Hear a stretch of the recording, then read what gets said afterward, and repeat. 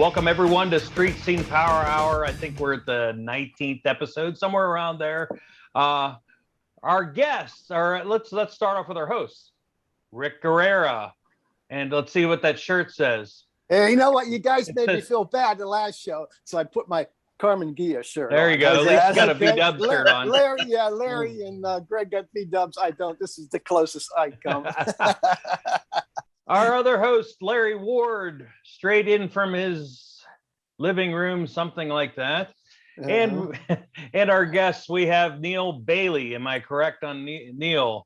Yeah, Yep. correct. All right. We're not going to have Neale talk too much today. He's got that English accent that all the girls love over here. So Neale, just make sure you put my phone number up. When And the next person's phone number we're going to put up is Carl Slagle. He's joining us. Give us some tips on it's it's coming around the corner, and I don't want to say it other than for Neale, because he's coming to us from South Carolina.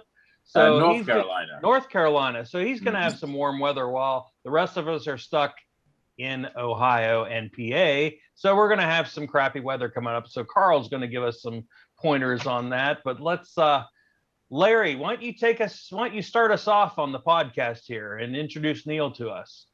All right, I'd like to welcome Neale Bayly to the Armstrong Street Scene and Power Hour show. Neale, I know Neale as the journalist that I've interviewed before. He is one of the main featured writers on the BMW RA's national magazine called On the Level. Neale, welcome to the show.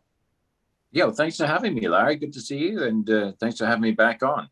Oh, no problem, buddy. I was glad. I was very impressed because Neale, if we use that term, a man of many seasons, I think that would just about portray Neale.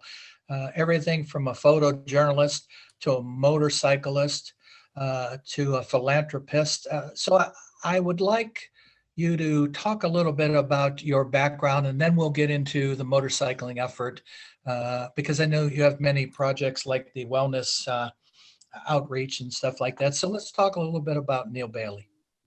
Well, it's a very kind intro. My mother would have called that unemployable. She always wanted me to get a job, So, I've been into motorcycles my whole life, and a little over 20 years ago, I came into the journalism scene with a feature story for Rider magazine about doing actually a charity ride in India. At that time, I was doing a little bit of domestic television, creating my first documentary. And over the last 20 years, if you can think about it with a motorcycle, I've sort of been doing it between writing, photography, online magazines, video, television, podcast, radio, and really still going 21 years later.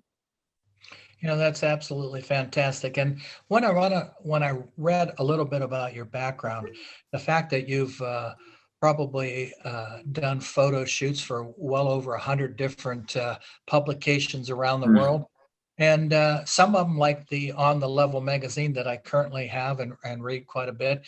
But I was also intrigued about the fact that you've hiked Mount Kilimanjaro and Mount Kenya and the volcanic Mount Misty in Peru. When you think about some of that stuff, I mean, that's high level, high energy, high risk kind of stuff. Tell us a little bit about that. I think in my journalism career, when I was doing a little bit of racing and testing a lot of liter bikes, super bikes, I got very into cycling because most road racers do a lot of cycling, right. And the stress and the figures and demands of riding and testing 1,000cc super bikes, I think, demanded that I really start to pay attention to my fitness. And I've had a number of accidents over the years. The journalism career can be a little bit dangerous, and in 2015, I was dirt biking, snapped my femur clean in half. Oh, man! Jeez.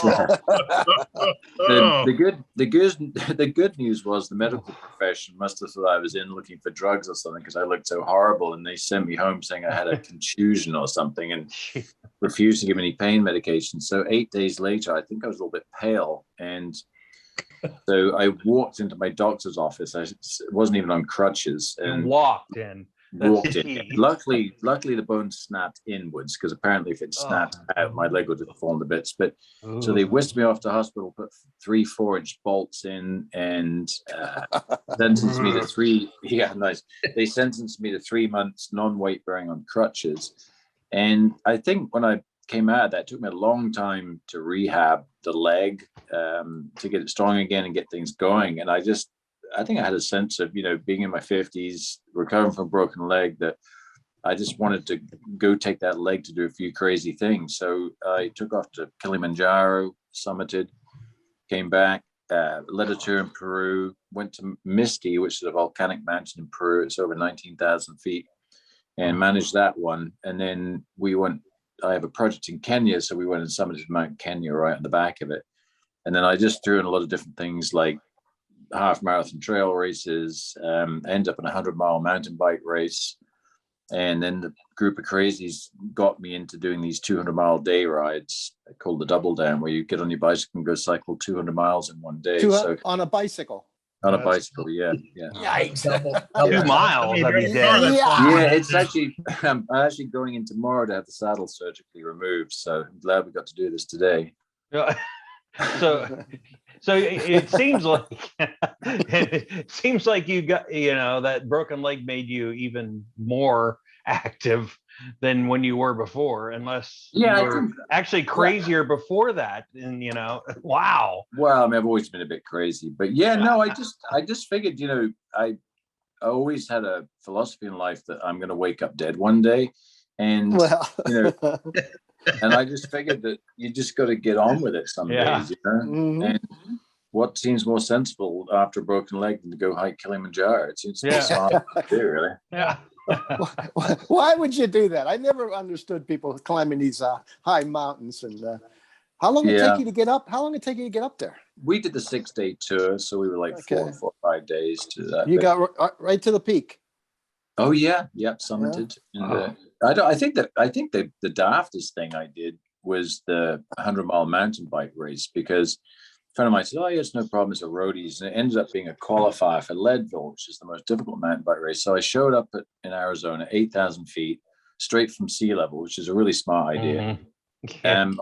On a borrowed bicycle and sneakers and a backpack, which I'd never ridden before, and I might add, I'd never actually raced a mountain bike before, I had really any experience. So they just set me off in this 100-mile race, and it was one of the craziest days, because people would be cycling along, and chatting and be like, "So how you doing?" "Oh, yeah, fine. What are you doing in the 100 miles?" "Well, you must be really good at this." I said, "No, it's my first race."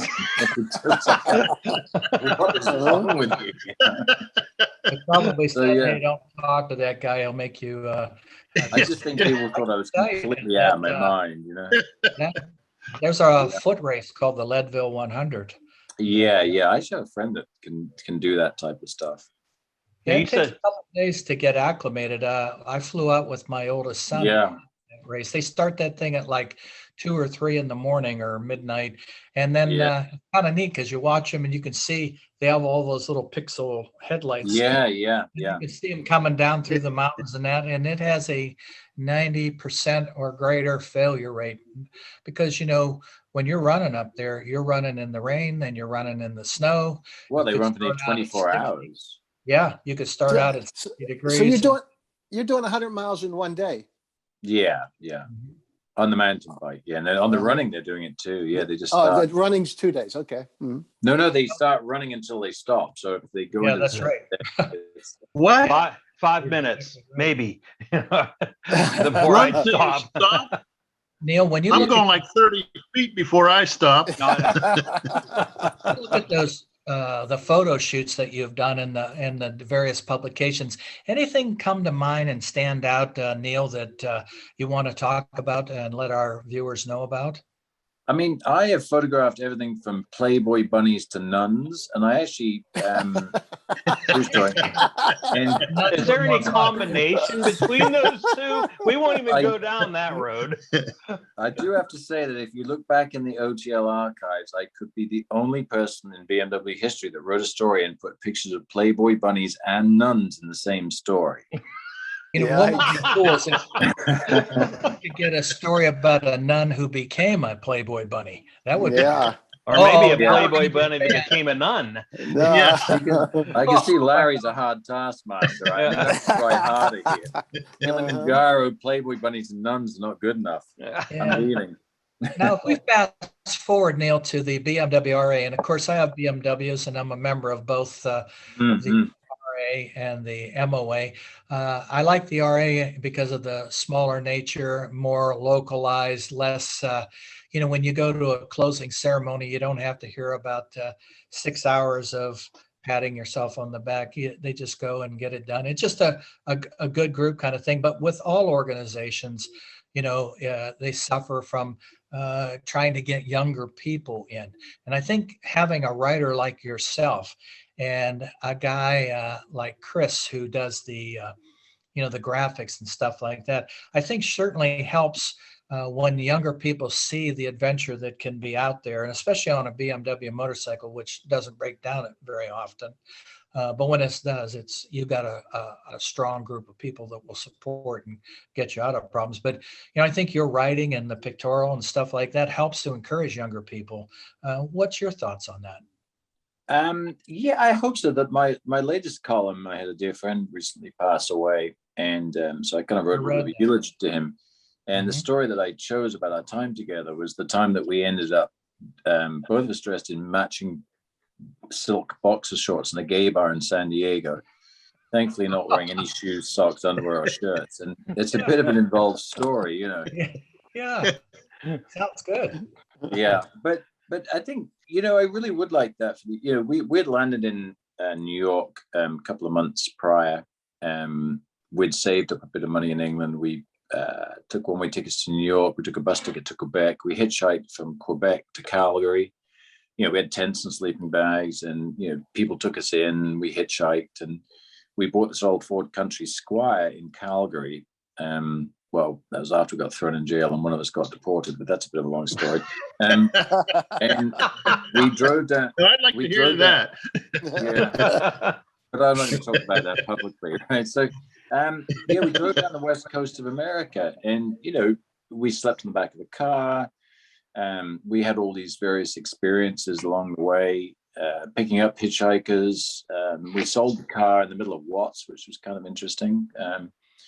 And then we hitchhiked on, and that's how we ended up in the gay bar in San Diego, dressed in our matching silk boxer shorts. So, but I think it's like you hope that young people would want to have a bit of a sense of go and see their world when you're young and you've got energy, and and you're a nitwit, you don't care, you just go. And yeah, I think thank you, Larry, for that. I hope in my writing it does encourage some younger people to just cast off and go, because you're going to get old one day and you can't go. So hopefully they'll take some inspiration from my nutty travels.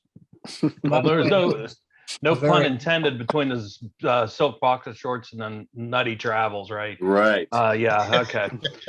That was a very moving article, and I could tell that that was a bond that was lifetime, and it was sad that the journey ended for one of you. But yeah. That you wrote about it in such a way that you wrote it too. So. Yeah, and it was really nice. I sent the PDF file to his family in England, and we still have a very big group of friends from that time period. You have to remember in those days, we were all over the world. I mean, some of it between Thailand, India, Australia, South America, Alaska. I mean, we were all crisscrossing each other in different places, and sometimes. Wedgie was with me and another guy, Wibbly. We were in North America. I ended up going through South America, Central America. Then I came back to England at the same time. They went out to Thailand and India and ended up in Australia. And I went the other way and ended up in Australia. We missed each other. And then at times we'd be back in England together. And I just think culturally it was a lot more of what my generation did as youngsters. We went hitchhiking, we traveled.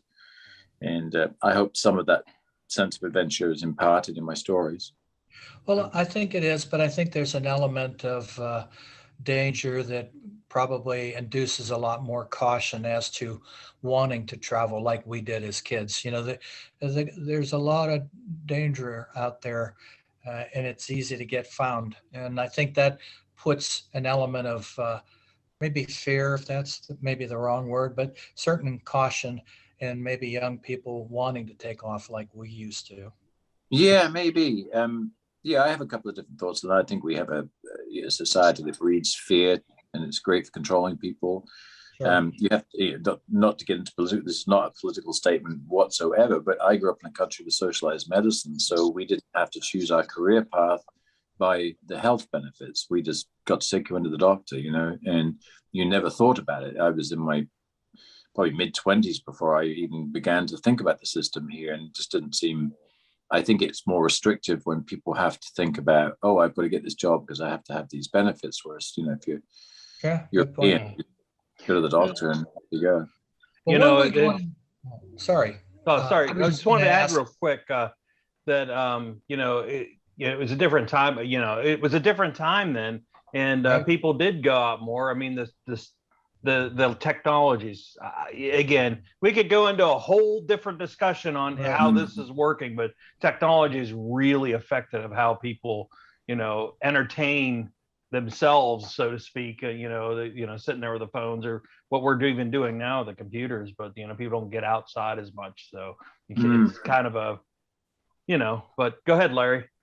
Well, one of the things in wrapping it up with two final questions is, first of all, I'd like you to talk a little bit about Wellspring International Outreach. It's one of your nonprofit organizations that helps orphans around the world. How did you come about that? I know that probably was from your travels and that, but how's that thing going now? Well, with COVID, it's been quite slow. I haven't really made a lot of big asks of people because obviously the last 2 years have been, myself included, have been very difficult. All my business went within minutes because obviously I lead tours and do speaking arrangements. So without the ability to be with groups, I suddenly went from, to zero income basically. And I know a lot of people have suffered in the last 2 years. So we have been slowly, funneling some money in and doing what we can. I've done the cycle rides I've raised money, and we have some regular donors. So we've kind of been a bit in limp mode the last couple of years, and I think that's going to change. But to your question about the charity, I think that, again, is a cultural thing. Growing up, we had a really great kids show. It was called Blue Peter, after the ensign on a ship. And every year we would raise money for the developing world. So my particular story, growing up on welfare in a house with no heat except for one room, we used to get a bath once a week. We had no car, water, school, uphill both ways, surprisingly. Can't imagine how that happened.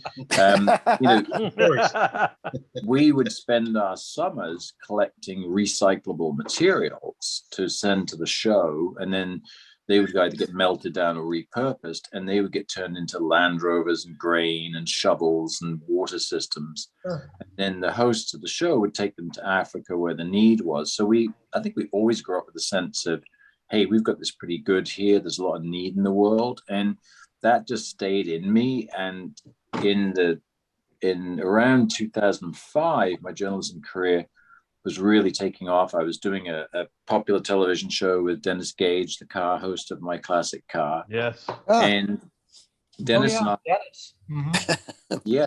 Do you know Dennis? Oh, I did. I interviewed him a couple of times. Great guy. Yeah. Handlebar, Mustang, the whole thing. Yeah, he's still on Dennis, TV right now. Yeah. Oh, yeah. So Dennis and I, we did 7 in the series. We did Sicily, Italy, went in Switzerland, Quebec, Scotland, did an American one, and one in Newfoundland. So we did a fabulous series on 2 wheels called Tripping on 2 Wheels. And at the same time, I had been a Peru and started my charity, and then just decided, I loved the show with Dennis, but I wanted something with a little bit more meaning. And I felt like, so I combined my charitable activities with my TV activities to create Neale Bayly Rides, which is a philanthropic adventure show with the goal of money for kids. So it kind of grew out of my childhood.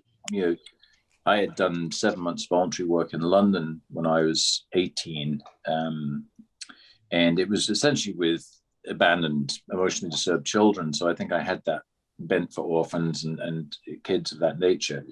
And it just all seemed to really make sense that I should put all of these tools of my trade together and then go back and revisit what had given me so much joy and passion in my life as a child, raising money for those less fortunate. And that's kind of been my life's mission and goal past decade or more, is to bring attention to the underserved. And hopefully the people I take on the trip can sort of come home and go, hey, we don't have it so bad here. You know, we have running water, you know. Oh, Yeah. We have things. you know, when you leave this country and you go to another country and you come back, you know, you realize just how wonderful we have it.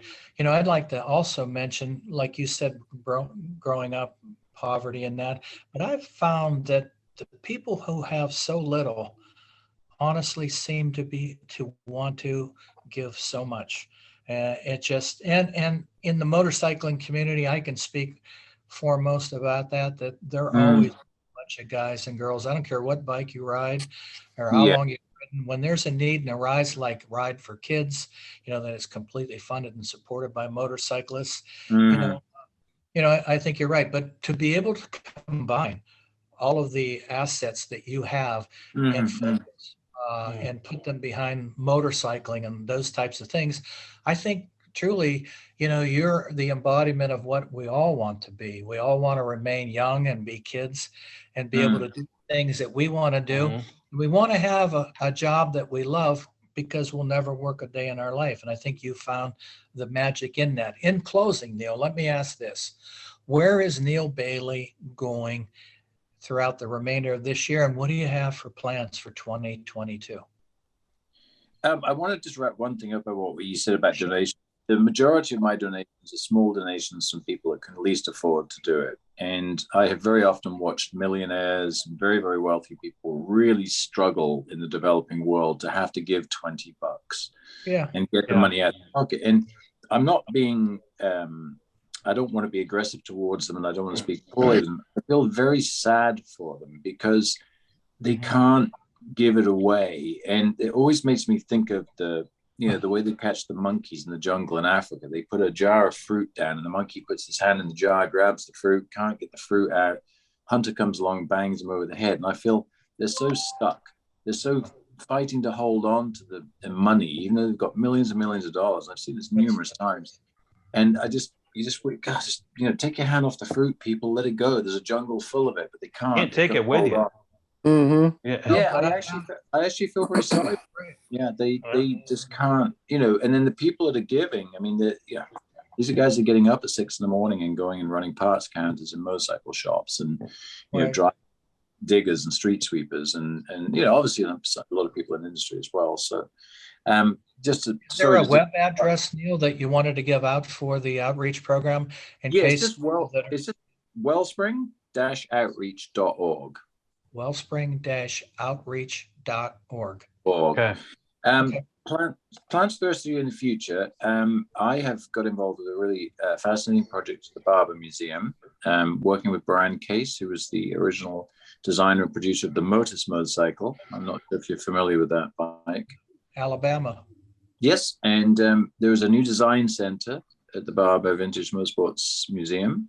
And I am working with the director, Brian Case, on some really exciting projects. I will tease a concept development project that is going to be revealed on Friday. Brian and Piet Blanche, the famous South African designer, are actually reimagining the Ducati Supermono. And if you're familiar with the bike from 1991, it was a really interesting case where they split a Ducati V twin engine to make a single cylinder, but kept the back connecting rod, so it had better balance, so it could rev higher. And it was a very dominant motorcycle. The current CEO, or Claudio, I don't know how you say his name, Domoncelli, the guy who now runs Ducati, was one of the early young designers on that project. So we will be revealing that to the world on Friday, which is extremely cool. And Barber, is this? It's Vintage Festival. Yes, Vintage Fest this week. Vintage Festival this weekend. So, right. Yeah, I will be at the Vintage Festival. And then I will be back in the Middle East in February, doing media and hopefully going on a motorcycle ride with an old school friend of mine, and who runs the Exposure International Photography Festival. So I'm going to be bouncing between the Middle East, Washington, New York, and Middle East in the next few months.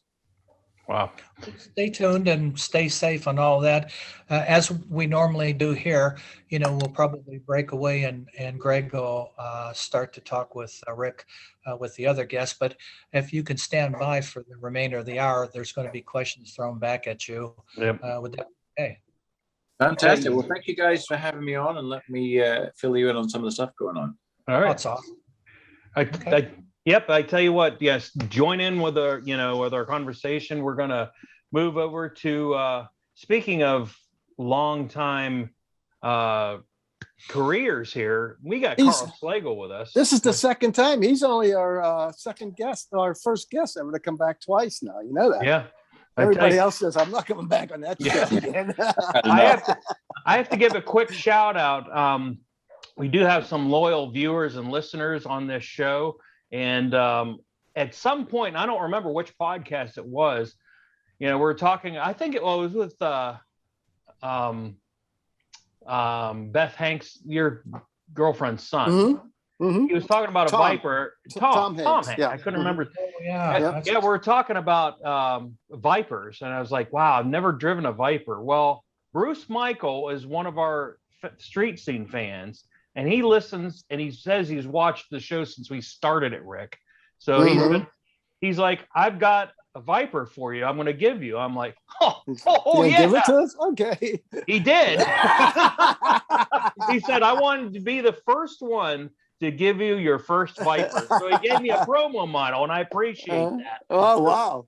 Thank you, Bruce. And, in return, I sent him a dash plaque because he says he's never gone to a car show. So I wanted to send him his first dash plaque from a car show. So I sent him a street scene dash plaque. Bruce, thanks so much for the model. It's going in my collection and not anybody else's. It's my Viper. I don't care what you try to fight me for. It's my Viper. We should go visit him someday. Yeah, well, sounds like Bruce, an interesting guy. We'll stop by at some point. We'll have a cup of coffee or something with you. So that's on our list. But again, we got Carl Slagle. And you know what, Greg? It's funny about that question. I was his first producer at WKBN Radio. I think it was like 32, 33 years ago when Carl started. Okay. They are definitely the longest running radio show in the United States. There hasn't been anybody on longer with an automotive show than Carl in the United States than Carl Slagle and Car Care. And of course his co-host Jimmy Gahagan. Well, what a pair. And I'll tell you what, to this day, I get up and I listen to Mike and the Outdoor Sportsman show at 7 a.m. And then I can't wait for Carl and Jimmy to get on from 8 to 10, because it's not just about automotive. You learn so much about a lot of things, and it's so fun and flowing. And if I was to ever pattern my radio program, it's the delivery and the pace and the togetherness that those two have shared over the years that we tried to emulate with Roy and myself over the 21 years we did our show. One thing is, the luck I've had over the years, start them once every month and just let them run, get that moisture out of your exhaust. And you do want to keep fresh antifreeze. That acid from that antifreeze can eat parts, and you will definitely don't want that sitting in there for more than a few years. And especially if it sits and you get in. And one thing I'm going to tell you, the big thing when you're mixing antifreeze, if you don't get the pre-diluted stuff, make sure you get distilled water, to mix with your antifreeze. I had a guy, and I won't mention names, that he took his typical, mixed it with his well water, and it was brown after about a week in his cooling system, because it just, you got to get that distilled water. It's balanced, so you don't have any corrosive material building up in your radiator system, especially for the cars and even the bikes. So the new cars have dissimilar metals. You'll have aluminum head and a cast iron block, and it's certainly changing the coolant out. That's really kind of important. And I'll tell you another thing is that if the car sits outside, a lot of these cars that don't, if you have just a standard base model car, they usually come with steel rims. But if you get the upgraded package, they're going to come with some type of aluminum, magnesium. And my they leak air.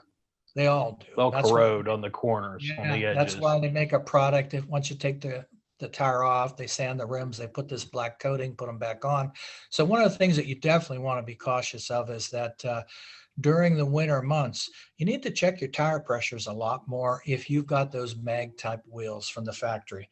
And if they haven't been cleaned and sealed, that's a source for you coming out one day and having damn near flat tire or a flat tire. Yep. So, and it's one thing also, get in the habit when you're starting to put your bike or car away. And again, I'm more of a car guy than a bike guy. I always, when I'm storing them in the garage, and you don't have as many problems with the radials as you did the bias plies, but I overfill the tires when I'm storing them, so they don't get those flat spots on them. I throw every tire I've got 50 pounds in when I'm storing them away. In the spring, you pull them out, dump them down to 35 or whatever your car requires. That keeps them full, that keeps them round, so they're not sitting on one spot and flattening those steel belts out. So, fill up those tires before you And I put think those away. another good practice is, and I don't own stock in BP or Shell, but stick, especially in the wintertime, they formulate up here for the region. And they will put in inhibitors in there for fuel line freeze up, stuff like that. So if you stick with Shell or BP, or if you can find a Sunoco, like I said, I try and stay with them during the winter because of the way they formulate their gas.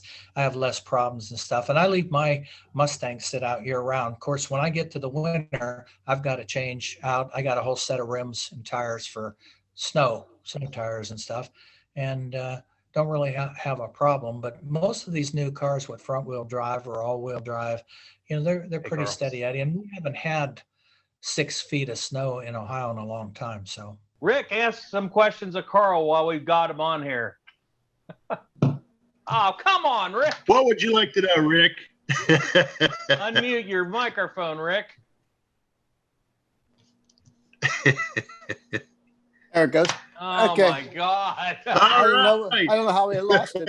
Okay, here we go. We got Carl Slagle with us here. Carl, I remember you from when you were fresh, 30 some years ago on WKBN radio. You were just starting off your radio show. I was producing it. How long ago was that, Carl? 32 years maybe?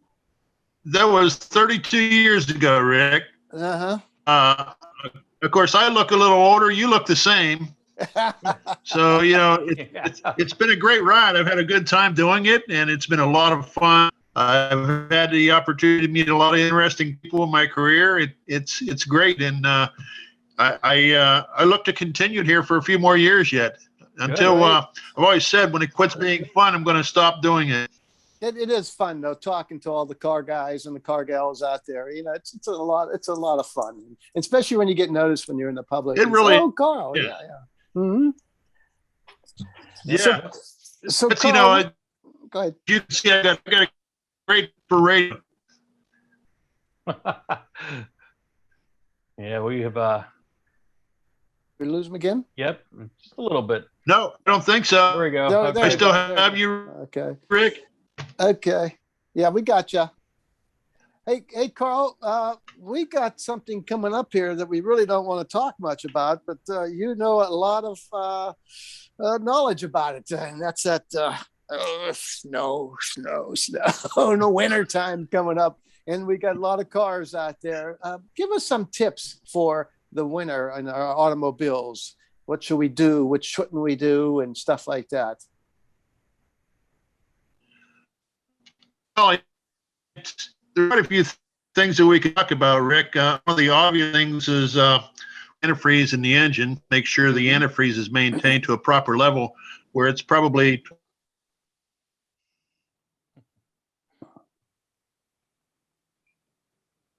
condition of the battery. Weather just as bad a battery as warm weather is, believe it or not. Battery is very vital to have the car start. Obviously, battery, the car is going to start. we could talk about windshield wipers. To change windshield wiper blades in the wintertime and the road, you wash it off. The blade's obviously not going to clear the windshield off. So that's another thing that you need to look at, as well as the windshield washer fluid. The 99-cent fluid that you buy at your local, wherever you want to buy it at, is exactly what you're getting is 99-cent fluid. And the time that you're really going to need it is the time that it's going to be frozen in the bottle. So I would recommend that you spend a few extra bucks and get some good below zero windshield washer fluid, windshield washer system, along with the new wiper blades, because you're going to need them this winter. We get that slush and stuff on the road around here, the brine on the road, and it's just it's absolutely horrible on windshield. Do you recommend the winter wiper blades? The winter wiper blades. I try to get a good blade. There again, you get what you pay for. I've seen different blades throughout the year. I find that if you spend a few extra bucks for a good set of blades, they're going to last you.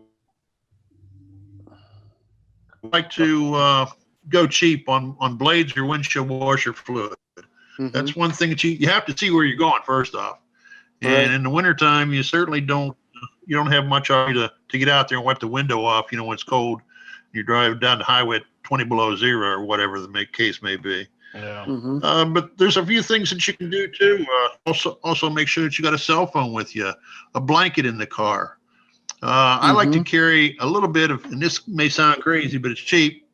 A lot of guys will use oil dry or cat litter. If you happen to get into a situation where you're on ice or something, you need a little bit of traction, oil dry or cat litter do tremendous jobs for you. They'll get you out of a situation where where you might be stuck and maybe nobody can help you, but a little bit of cat litter underneath the drive wheels, whether it's a front wheel drive or rear wheel drive, will help you considerably get off of that nonsense there. I'm a firm believer in having something in the car like a blanket, in case you do get stuck somewhere, get off the road that you can't get out. And of course, it's always a good idea to belong to AAA or have the record number in your phone when you're on the road. If something happens, it's now, and when it happens, you don't have time to look at a phone book to see what the phone number is. I mean, a lot of the new phones you can look up numbers, but if you belong to AAA or an association like that, they can get you help pretty quick. Hey, Neil, are you taking notes for all this? That's what I thought, when all the snow you get there, on the ice. Well, we did have snow about 9 years ago, so. So did we. Neil, you can take some of that cat litter next time you go up the mountain, you won't slip. There you go, Neil. It's a little tasty too if you put salt on it. Yeah. It really is, yeah. If you get really hungry and you're out someplace, that's a good idea. Salted cat litter is pretty good. It's not bad at all. Hey, but Carl, in our area, I do recommend also. Yeah. Go ahead. I'm sorry. I do recommend in our area, and Neil, you probably don't have this down in Charlotte down there anymore, but in our area we have a mixture called brine, salt brine, that goes on our roads. It does absolutely tremendous damage to cars, the brake lines, gas line. And what I do is I'll recommend when you go to the car wash out the undercarriage of the car. Get that stuff just off, for the sake of trying to get that stuff off of it. It's very damaging. We've had problems now the past few years here in Northeast Ohio with that, with the rust, and I mean serious rust, and it's serious repairs too. You should see my truck. It's absolutely horrible. Is that worse than bad. salt? Is that worse than salt, Carl? Yes. Oh, yeah, yes, the brine mixture is worse than salt. It's like it's like salt tenfold. Absolutely worse than salt. So the brine is a concentrated salt. It's what it is, and it's terrible. It just eats everything. I bought my truck 2 years ago. I've got rust holes all over the bed because of that stuff, and my Honda is a 98. Don't have a bit of rust on it. Yeah. Thank you for rubbing that in for us. I appreciate that. Yeah. That makes me feel so much better. Yeah. I actually have a Neil, I've been to Charlotte. Sorry? What's that? I've I've been to Charlotte. I've been to the race in Charlotte. It's a Oh, it's a nice. tremendous city down there. There are a lot of race shops near you if you're in Charlotte. We used to stay in Winston-Salem, North Carolina, and go to the race down in Charlotte, and I thoroughly enjoyed that. It's a very nice area of the country, and I imagine your winters down there are probably not near as close as ours are No, here. they're very, very mild, and I haven't seen snow down here, and I can't remember how long. Lucky. Uh-huh. If I never saw snow again, I'd be fine. Mhm. Hey, Carl. Yeah. Carl. Hey, Carl. Yes. You've been talking about front wheel drive and then all wheel drive. What's better in the wintertime, all wheel drive or 4-wheel drive? Well, I would say probably all-wheel drive. Mm-hmm. A lot of 4-wheel drives, what happens is it will take the traction to the tire that has the traction. It will direct the power to the tire that has traction. All-wheel drive drives all 4 wheels all the time. So the 4-wheel drive drives part-time. It depends on the situation you're in. Yeah, I have 4-wheel all drive with the Honda. Mm-hmm. 4-wheel drive, you can switch it to 2-wheel drive too. Most vehicles, right? Most vehicles you can. Like, yes, my truck, for example, I can switch it from 2-wheel to 4-wheel drive simply by turning a switch. All-wheel drive normally is there all the time. Like Subaru is an all-wheel drive all the time. Okay. So, and I had an old Dodge Dakota that was all-wheel drive all the time. They were absolutely phenomenal in snow. I mean, you never get stuck in these things. Yeah. The all-wheel drive is actually better in snow in bad roads than in mud and anything else than the 4-wheel drive. So I would highly recommend if you're looking at something, that all-wheel drive is something to look at. But you know what? We don't get the winters like we used to have anymore as far as snow goes. We really don't.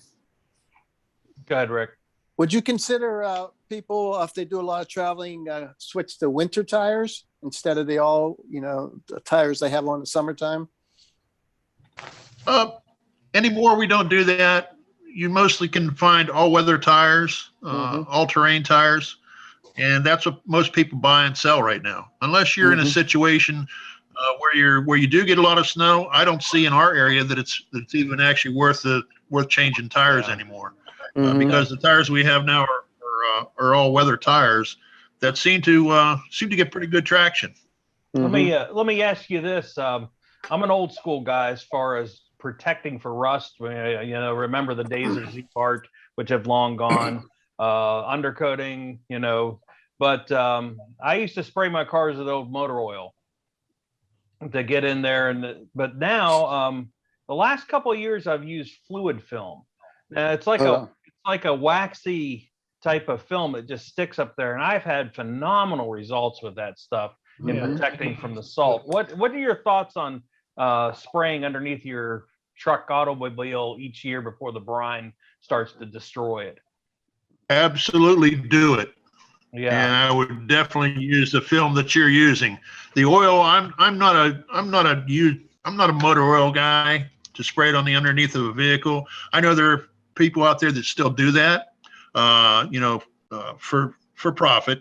Yeah. But I agree with you. The film works the best. The film seems to stay there. It seems to cling to the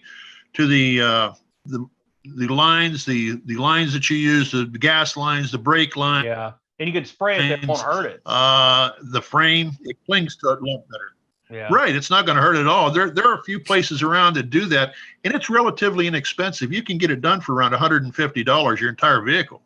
Yeah, and then they'll bring it back every couple of years and do it again. Yeah. If you're like me, I like to do it myself, but I bought a gallon. I think it was $40. And I learned this the other day because I was going to thin it, because what I did is if you got a air compressor, small air compressor, big air compressor, doesn't matter. An engine cleaner, one of those cheap engine cleaners, you stick the wand in there and you just spray it yourself. And you could buy those at Harbor Freight for about $8. Exactly. But I learned also how to thin that stuff. I was using paint reducer last year, and that was a little bit, but I didn't know you could use vegetable oil. You could go to Dollar General and get a quart of vegetable oil and put it in that fluid film and thin it out so it can be sprayable.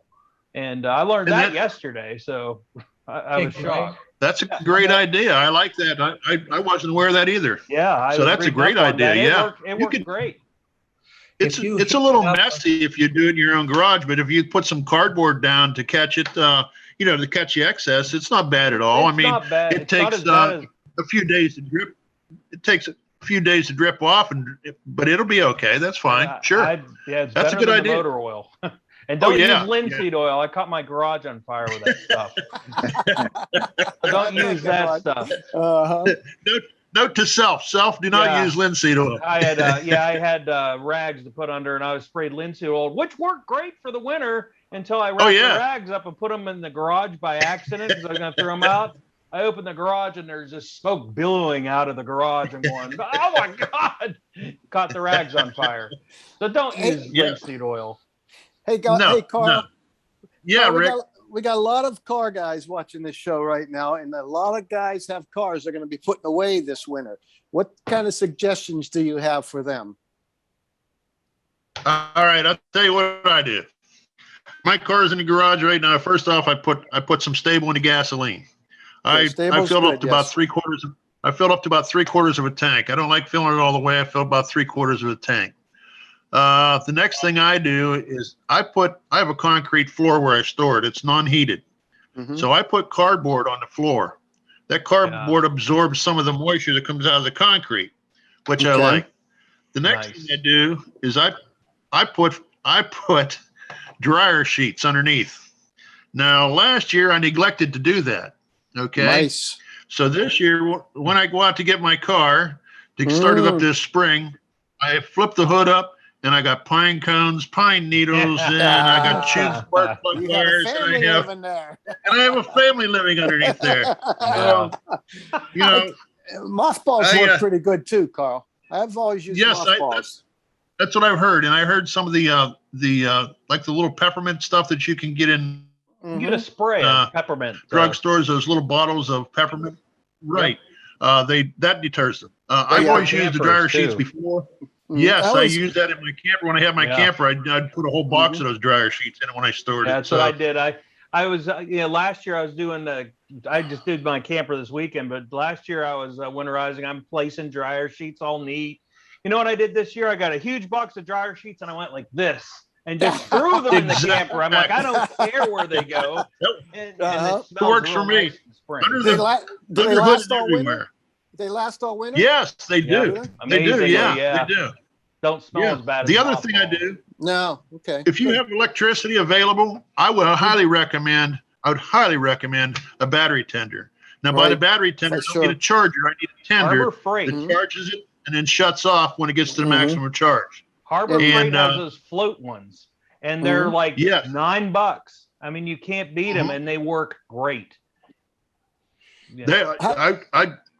Because that battery sits out there for 3 or 4 months, and it gets cold and hot and cold and hot and cold and hot, and it's going to go too. I mean, I'm a firm believer in a battery tender. How about disconnecting the battery? Would that be better? I don't do that. If you're going to disconnect it, you may as well take it inside and keep it in a warm place inside somewhere, maybe in your basement.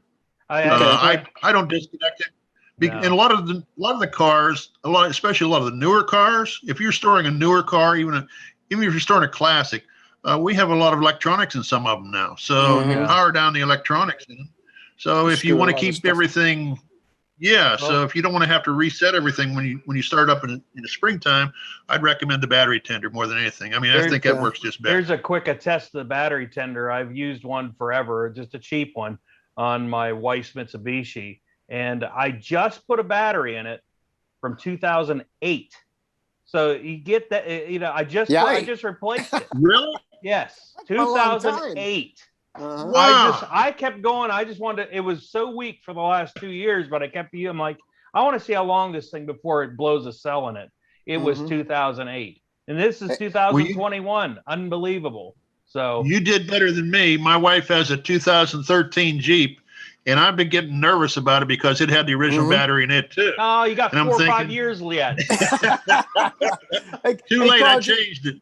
Do you recommend changing batteries at a certain age? No. You know what? Yeah, that I would do that. I get nervous about that because you know what? With my luck, You know when that battery's going to go bad, don't you? You Yeah, know when it's oh, going to yeah. go bad. Up the road. And I'm they on go my bad way real out. quick. They go bad real Exactly. quick. Too. So yeah. I say 6-7 years on a battery. Even That long? That long? yeah, oh yeah. My They're truck, better I than have they my used truck to battery be. in 7 years. I mean, Oh, wow. and you can a lot of times you can tell when a battery's starting to go because it will start to turn over slowly. Yeah. Mhm. And when it starts to turn over slowly, Carl gets nervous because Carl don't like sitting someplace in the middle of the night, especially at 2:30 in the morning or wherever. Mhm.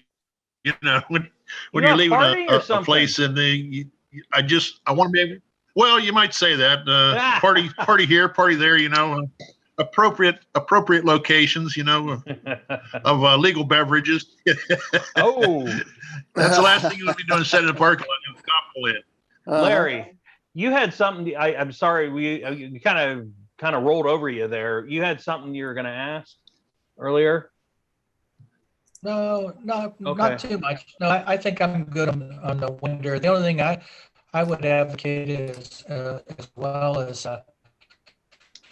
I buy a brand called Battery Tender, and I've got about 6 of them in the garage, and I put them on everything. Yeah. On the ATV, on the motorcycles that sit. If the car is gonna, like the Beetle sits in the garage, so it has an battery tender on it, and that truly, we've done tests on motorcycles, and it's literally extended the life. And when I say extended, so that the battery is performing as it should all the way through almost its life expectancy and beyond. We've sometimes got nearly 2 years more out of, I believe say, it. a battery is a 3-year battery. We might be approaching 5.5 years before we start to see diminished performance, as long as we continue to, put the battery tenders on. And one of the things we do is come in after a trip, park the bike, put the battery tender on. It's almost good- like rote. It's a good Mhm. habit to get into. I mean, Sure. Oh, yeah. it does work. Oh yes, it does. Yeah. Mhm. It certainly does. Hey, Carl. This time Yes, of the sir. year also. This time of the year also, a lot of people are traveling down to Florida. Any suggestions for their cars before they leave with their car? What to do with it? Neil, Should they do- since you're down in the warm weather and the rest of us are stuck here. Uh-huh. Neil, what would you like Open the us to windows. do? Drive I, faster. not, yes. I don't have too much more to recommend other than what we've already talked about, basically, Rick. I mean, if you're Okay. going to leave your car here for the winter, things aren't the way they used to be. Like the tires used to be, if you let your car set, you got flat spots Mhm. on the bottom of the tires. Well, Yeah. now with the radial tires that we have now, we don't see that problem at all. The battery tender takes care of the battery. What I meant, Carl, is if they were driving it down to Florida, you have any Okay. suggestions? If you're driving it to Florida, You're lucky. go and just go and enjoy the weather. Uh-huh. Send some of the sunshine back up here during January or February. We'd appreciate it. Uh-huh. I think one of the things I'd say is a lot of times you'll see people, and I'm mostly talking about bikes, but you'll see them, maybe they're over into Daytona, and then they want to take a drive up the beach and that. And, the ocean's salty, and that whole Yeah. deal is salty. And you sit there and you don't think about it. Well, if I go on the beach, the moment I get off the beach, I head right over to the car wash and I rinse all that Mhm. bright area, especially the chrome or the bright work.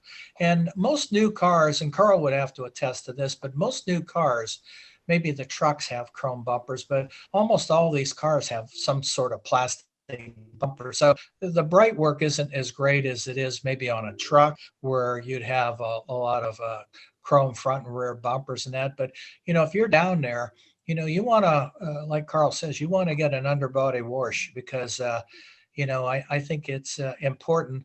You'd be surprised all the little nooks and crannies underneath the car or a motorcycle that stuff can get into, the sand and the salt. So And if you're going down, Yeah, you're you going to don't have an think extent. about that. Yeah, Right. just take it to the car wash every couple of days. That's all. Mhm. You Sure. know, if you you don't realize you might have a car that's all plastic or but the underneath steel. So Yeah. you're going to have all those little nooks and crannies. And the one thing I have to add when storing your car is I think one of the best things I ever did, I hung a couple cheap box fans in my garage and they run 24/7 all year round. And you got to keep that air circulating. Once it gets stagnant, That's a good Carl idea. said, that moisture The air. collects on that Yes. cold. That moisture will collect on that concrete floor, and then it hits that. It's coming up right under your undercarriage. So keep some fans. I don't care. You go to Dollar General, go to Walmart or something, get a couple of cheap fans. Just put them down, plug them in, run them. Just let that air blow. And I can tell you, I've had sheet metal pieces sitting in my garage for 20 years with no rust on them, and they're bare metal. Air circulation is quite the thing. Yes, it will help keep that moisture out of there. Yeah, you're right. You're right. 100%. Why they call those? That Larry, Larry, you talked about down in Daytona. I happened to be down there last May, and I was really surprised the first time I had been to Daytona for quite some time. Did you see that gas station there called Buck E's? Oh, there's like 106 gas pumps at this Neil's gas station. 106. Well, the landscape of Daytona has changed dramatically. Neil? They have one right by the Barber Museum in Alabama. Oh, there you go. So you said how many? 106. 106 pumps. Wow. I'd hate to be maintenance guy on that. I think they sell flavored gas or something too. I have a question for Neil. Neil, you there, buddy? Yeah, the largest one is Texas. How about this though? Where you're at in North Carolina, and it's a bigger metropolitan area now. Are you starting to see a lot more of the electric fuel pumps where the Teslas and stuff can plug in? Because when I was at the Corvette Museum, they have a whole gas station filled full of electric pumps for electric cars. And that was the slow ones. One of the guys we work with there has the Tesla, and I guess if you've got a Tesla, you plot your route and it takes you right to the charging station. So there are a number of them around the museum. I've not paid attention to them in Charlotte because I don't have that type of vehicle, but I'm sure they're here. You see what's happening to some Tesla owners' cars? I was watching the news last night. People are damaging them. They're scraping them. They're just coming up there and ripping mirrors off of them, keying them, just because they think they're rich people that own these things. And that's like, I'm like, what the heck? Man, come on. Tesla's got a camera all the way around, so they got pictures of them. Yeah, cameras everywhere. I don't want people to do anything anymore. Well, you can't get away with it. Exactly. A guy that owns a full boat laid out Ford 3/4-ton pickup truck has got more of an investment than the guy in the Tesla. Yes, they do. Those things are not cheap at all. Yeah, my nephew just bought one, and it cost him like $91,000. For what? A Ford truck? Yep. Yes. Oh yeah. Got every dang option in it. Every option you could get in it. $91,000. Yeah, I hope that comes with a spare bedroom and a kitchen at that price. I know. It better do more than that. And a full bar. A year's worth of groceries. Well, I'll tell you, if somebody messes with the good old boys trucks down here in Columbiana County, if somebody messes with your truck down here, it's probably not a good thing to do because there are a bunch of rednecks down here, and we don't like people messing with our trucks. That's all right. If somebody messes with your truck, you're getting something stuck in your face. That's for sure. That's exactly all right. I don't blame you.